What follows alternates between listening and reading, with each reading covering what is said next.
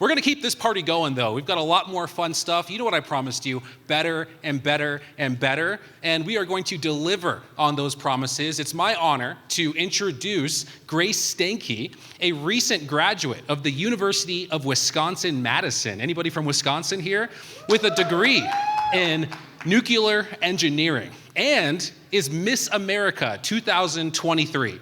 During her year as Miss America, Grace is traveling the country using her national platform to advocate for clean energy, cleaner future, encouraging worldwide change for clean, zero carbon emission energy sources. Stanke emphasizes the benefits of nuclear power and seeks to dispel the myths around nuclear energy, also while inspiring the next generation of female scientists, engineers, and mathematicians. A lot of powerful female leaders in this crowd. And please welcome this powerful leader, Miss America, Grace Stanke.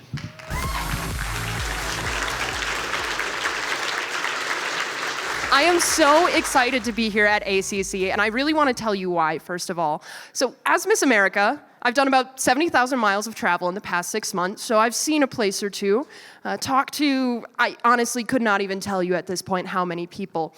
I think this is the most people that are this close to my age in one room at one time. It's either kindergartners or old dudes from the nuclear industry that I normally talk to. So I am really, really so excited to be here. So thank you. Thank you, everybody, for being here today. Seriously, I really appreciate it. But one thing that I really want to talk about is last night I recognized everybody here seems to already be pro-nuclear. I think the panel before did a great job talking about how nuclear is zero carbon. It's safe, it's effective, it's reliable, it is always on power that we can use, and it's available. The science is there, the technology is there, we just have to give it the green light, right? So I'm gonna kind of skip over the long education talk about how nuclear science is awesome and how much I love it, all right? One thing I also recognized in this audience is that these are doers here. Growing up, my dad always said to me, he has a lot of bumper stickers.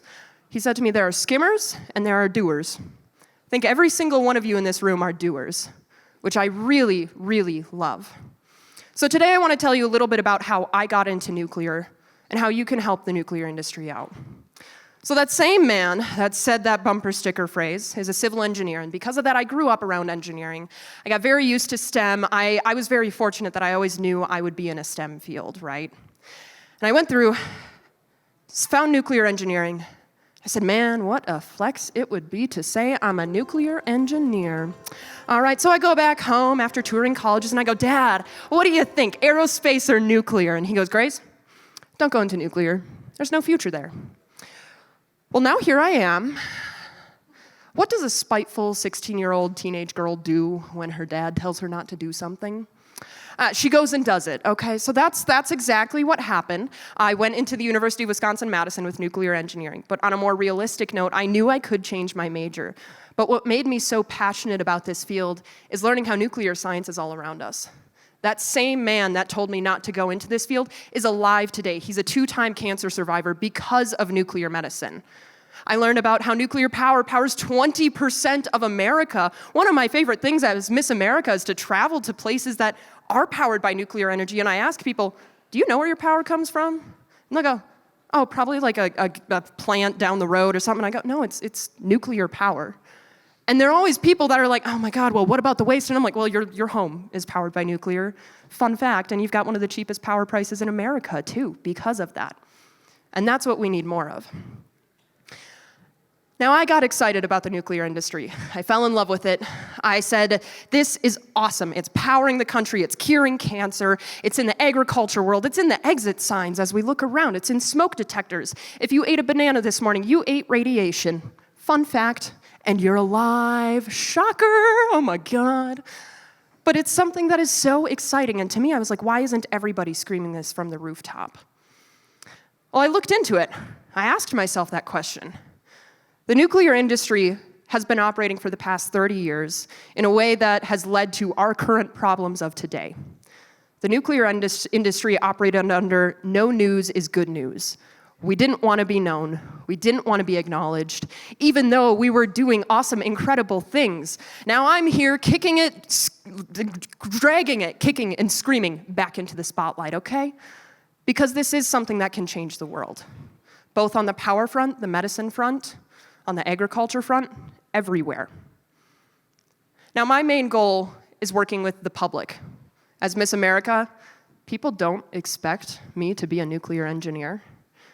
I'm fighting 2 stereotypes as it is, because when I walk in a room and I'm Miss America and I'm blonde and I'm tall, they go, oh, all right, well, she's whatever, okay.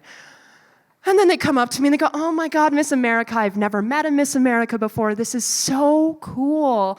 Where'd you go to school? And I say, oh, UW-Madison. And they go, oh, that's like a good school. I'm like, yeah, it's pretty cool. I really liked it there. And they go, oh, what'd you major in? Nuclear engineering. Oh my God, that's so, wait, what?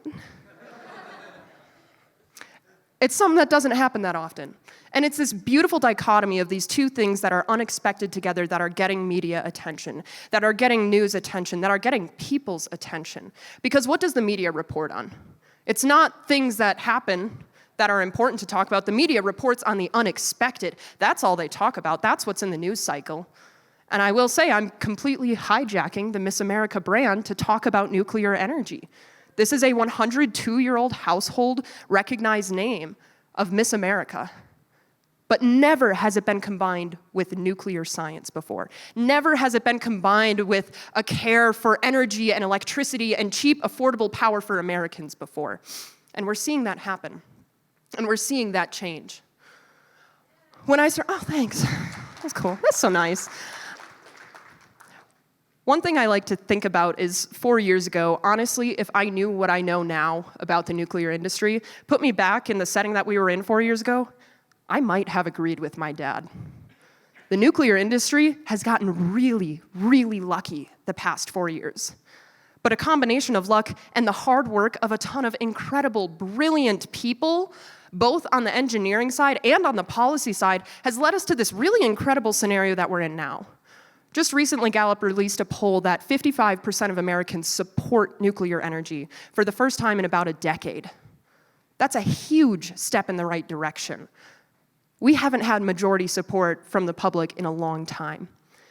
So we're seeing this result of the hard work of advocates, of policymakers, of other people on social media that are doing all of these incredible things to start the conversation about nuclear energy. We're seeing the positive outcome of that. I always say what I want each and every one of you to do is I want you to start the family Thanksgiving fight this year. All right, when your aunt sits down and goes, oh, so what'd you learn about at the ACC summit? You know, because, we've all got that aunt. I don't know about y'all, I do. And I go, oh yeah, well, hey, do you know where your power comes from, Aunt Linda? Do you know? Have you ever done the research? Do you know? Can you name 4 zero-carbon forms of energy? Because everyone knows solar and wind, and they might think of nuclear, but do they even know hydroelectric is zero-carbon? Do they know about geothermal? Do they know about anything else in that sense? Starting that family Thanksgiving fight is a great way to be an advocate, all right? Highly, highly recommend it. It's super fun. You might damage a couple relationships, but that's okay. That's okay, trust me. They'll come back next year and you can do it all again. It's so fun. It's so fun. I do it so much. Anyways, one thing that I'm asking each and every one of you to do, it seems like this audience here already knows about nuclear, so I'm not gonna go into those details. But what we need in the nuclear industry, we've already got the movement towards public general acceptance and support towards nuclear. And we're starting to see these advanced reactors, small modular reactors, all of this innovation and the beauty of capitalism at work coming to the fruition of today. We're seeing that happen. But what we need is people that are ready to go as soon as the policy work is done. We need local communities that say, hey, I am ready for a nuclear power plant to be in my backyard. Which also, I just want to throw out there, I've been exposed to more radiation from the amount of planes I've been on in the past 6 months than I ever have from all of the nuclear power plants I've been to. So just keep that in mind if you are worried about radiation or having a nuclear power plant in your backyard, okay? What we need is local communities that are saying, we're ready. We are here. Sign me up. Put me in, coach, right? That's what I want each and every one of you to do. Go back to your communities and say, do we know about nuclear? Are we ready for nuclear? Do we want cheap, affordable, clean, zero-carbon power that's always on, always reliable? I think that's a pretty easy answer to yes. Makes for a fun happy hour conversation, too. Now, this isn't always going to be an easy conversation. I think that to a lot of us in the room, those things that I listed is common sense, right? Not everyone in the world listens to common sense. I think that's something we've learned at one point or another. And I want to tell you about a couple of my stories in my advocacy time. Back when I really started talking about nuclear on a public and external facing front, I was pretty young. I was 17, 18 years old. And I'm up on a stage and I say, yeah, I'm Grace Stanke, and I'm a nuclear engineer, and I talk about powering our future with nuclear energy. And this one old gentleman comes up to me afterwards, and I'm sorry for those of you in the room that are old, but I'm gonna call him old. I'm just gonna say it like it is. I'm a brutally honest person. This one gentleman comes up to me and he taps me on the shoulder and he goes, Grace, are you really a nuclear engineer? Now, if you talk to me afterwards, if you just ask me one thing about nuclear, I will not shut up for 20 minutes at least, bare minimum. I love to talk about nuclear. This is my passion. This is my life. This is my career. So when I'm standing there and this gentleman taps me on the shoulder, I'm ready to go, yes, sir, I'm a nuclear engineer. Let's talk about how awesome this is, how reliable it is, how safe it is, the small land usage. Let's do it. You want to go? Let's go, bro, right? I did not do that, I promise. Before I could even turn around and finish saying, yes, I'm a nuclear engineer, he was muttering obscenities at me, flipping me off, walking away. I was just like, bro, I'm 18. Are we really doing this right now? Like, seriously? And I just kind of let him be. That really scared me, okay? That actually really did. I was forever afraid to approach the older generation to talk about nuclear because I knew they had the mentality of being raised with duck and cover, and that was the first thing they thought of when I said I'm a nuclear engineer. Yet that is 5% of our entire industry. Little does that man know that if he's ever been through an MRI machine, he's gone through something that's nuclear science related. Has he had any surgery? Those tools were sterilized by nuclear science. Nuclear science is everywhere, right? But because of that one incident, I let that scare me. I'm forever annoyed with myself for letting that scare me. Because I learned very quickly, for a year after that, I really didn't talk to the older generation about nuclear. I really only talked about wind and solar and other forms of zero-carbon energy that really don't have as many difficult conversations to go along with it. Well, then I won Miss Wisconsin, and they booked me for a nursing home. And they sent my paperwork to them ahead of time, meaning they saw nuclear engineer, nuclear advocate, nuclear conferences, all of these things where I'm like, okay, there's no hiding this, right? So I went into this presentation and I learned this at a nuclear conference even the other week. My weird 3 a.m. YouTube video spirals is like nuclear testing. So dropping like dry casks on the corners, watching them get hit by trains. It's actually really cool. Highly recommend it. Maybe I'm a nerd, but it's super awesome. I went into that presentation to the nursing home full of 200 older folks, and I gave them that presentation. I said, watch the nuclear waste get hit by a train and it's completely fine. And they all looked at me and they're like, oh my God, who invited her here? Some of them did. I was so prepared to walk into that room full of 200 people and have the one person in the back of the room shaking their head, muttering obscenities, flipping me off, whatever it was. I was so ready for that one person to do that. I'm forever thankful for that nursing home because not a single person did that. After that presentation, I had some of the best conversations about nuclear science that I have ever had. I love talking to kindergartners, but I'm not gonna lie, it's not always the most intellectually stimulating conversation. Okay, old people, you got that. All right, I'll give you that. All right. Talking to that nursing home was incredible, and I'll never forget, I was getting ready to leave. And you know when an old woman grabs your arm, and it's cold, and you feel it, and you're like, oh no, what have I done? Yeah, that happened. This one woman stops me and she grabs me by the arm. And I'm like, oh, hi, I'm Grace. How are you today? Did you enjoy the presentation? And she looks at me with nothing but love in her eyes. She said, Grace, we are so honored to have you representing the state of Wisconsin. What you're doing is going to change the world. Nuclear energy will change the world. We are so excited for you to go to Miss America, and we believe you'll be Miss America. Little did she know that would actually happen. Little did I know that would actually happen. But it's more important that she cared about nuclear. She was open to the conversation. People are excited and open and curious. My favorite generation of people to talk to, I'll be honest, is sitting in this room.